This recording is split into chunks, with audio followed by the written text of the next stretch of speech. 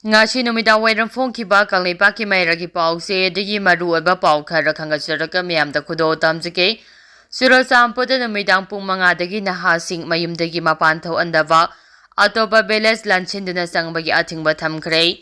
Churachandpurda thokliba irang asina maram oiraga charangnaba phibam asu laksinduna mahausagi phibamda hanjilaknabagi matangda DC Churachandpurna luchingduna tungan beles chief amadi beles authority puna phaminaduna wafam kaya khanabaga loinana paikhalakadaba thabak thoramsingi matangda wari sanakhre wari sanaba aduda numidangi pung 5dagi nahasing mayumdagi mapan thoandaba amadi atopa beles lanchinduna changbagi athingbasu thamkhre wari sanaba adu Churachandpurgi Nehru Margta leiba ECT Hallda ngasi nungthil phawba pangthokibane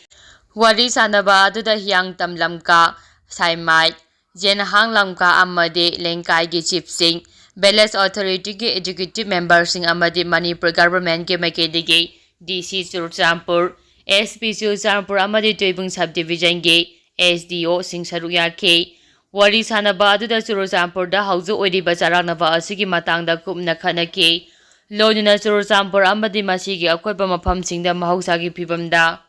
hanjilaknaba honabada nupi singna maru oina numidangi matamda lauriba thabak thoramsing adu makhatana chathanaba khana ke Numida wairam pung 5dagi naha oibasing mayumdagi mapan thoandana mayumda lehenabagi matangda wari sanake nahasing numida wairam pung 5 gi matungda masa-masagi beles manungda laigadabani amadi atopa beles lanchinduna changbagi athingba thamba haina ngasi wari sanaba aduda yaukhiba beles chief amadi beles authority puna amata oina yanake Churachandpurda thokliba irang asina maram oiduna mayum maike thadoktuna sena kharabasing masa-masagi mayumda hanjinabagi matangda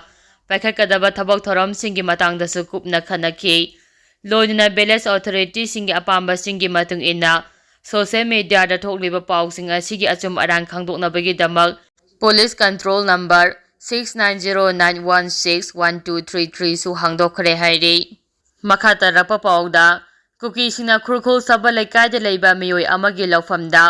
Tracker sijinaduna khoiba amadi freight yunsinlambagi photo namluba Loupu CRPF na pharaga police da sinakre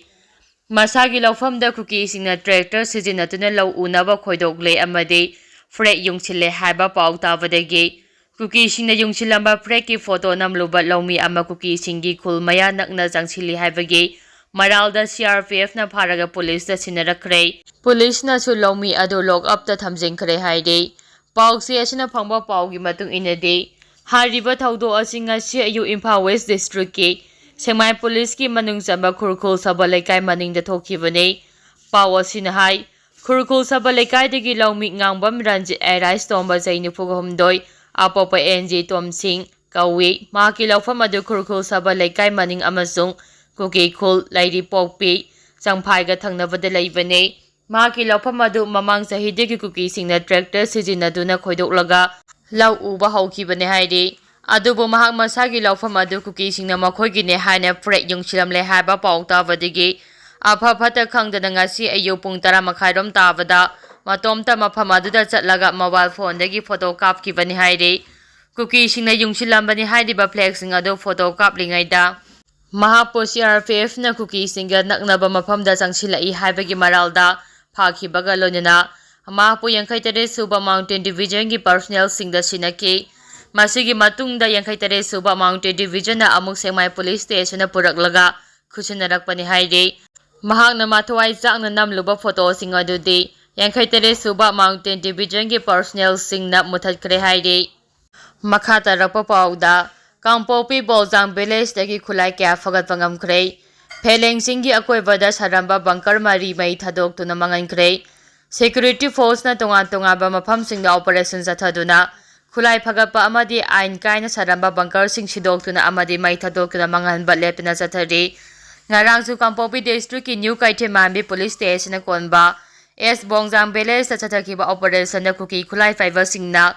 Lodshinduna thamlamba oigani haina jingnaba khulai kaya fagapangam khre haide police na hai operation aduda 7.62 mm SLR ani magazine ani .22 gi pistol ama magazine ama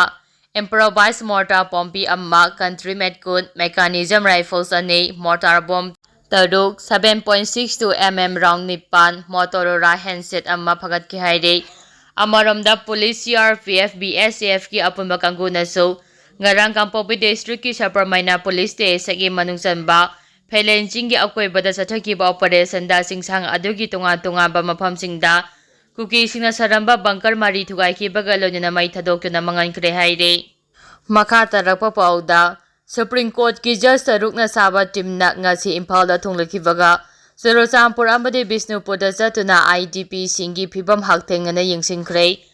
Haukiba chahi 2019 gi May 3 gi Manipur da thokliba irang asina maram odina masagi mayu maikai maina tumna thadokhibadagi laifam leitabadagi tonga relief camp singda changjapam lauduna leiriba internally displaced person IDP sing manakta chatuna hakthengna unanaba Supreme Court ki Judge Tarukna Saba team ama ngasi Imphal thunglakhibaga loinana Bishnupur amadi Churachandpur da chatuna IDP singa hakthengna unakhibaga loinana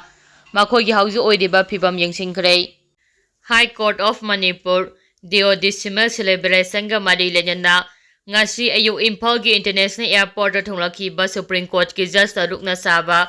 team aduda Justice Bhushan BR Gabai, Justice Suryakanta, Bikramnath, MS Sundaresh, KB Biswanathan Amade, and Koteshwar Singha yauri. Supreme Court ki Judge Taruk asina internally displaced singi legal gi maramda hena khanganbaga loinana humanitarian assistance singsu yenthoki. Lamdam asida athuba matamda ingtapa hanjilaklagani haibagi asepa thajaba leide haina Supreme Court ki Judge BR Gabai na Churachandpur district ki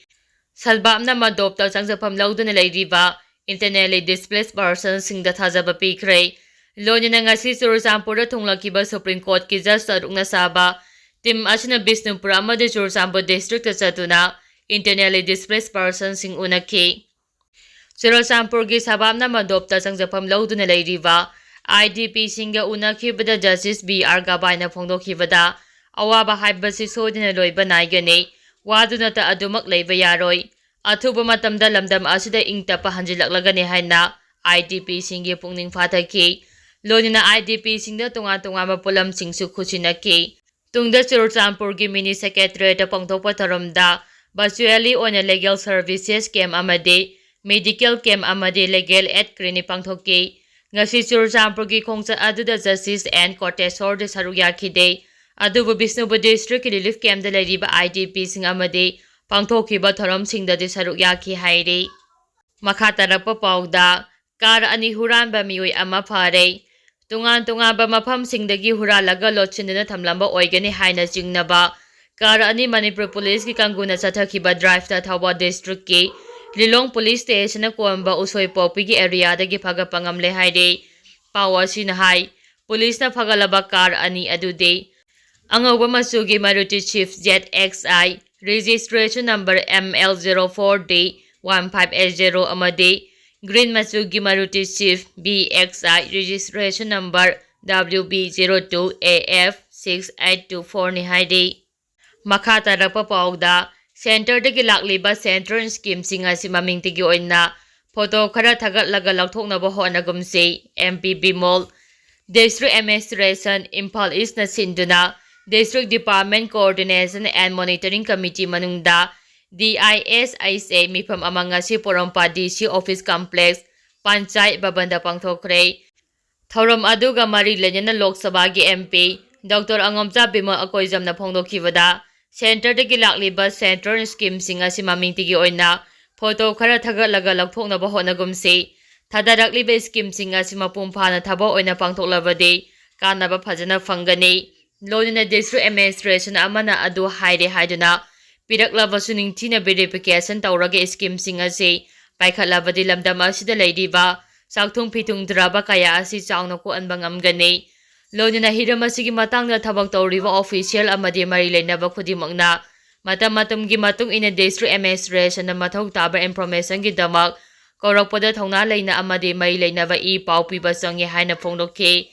ngasi gi tharam aduda khuntrapam AC gi Congress ki MLA TH Lokeshwar Deputy Commissioner yauna makok thongba district asigi administrative officer kayana saruyakhi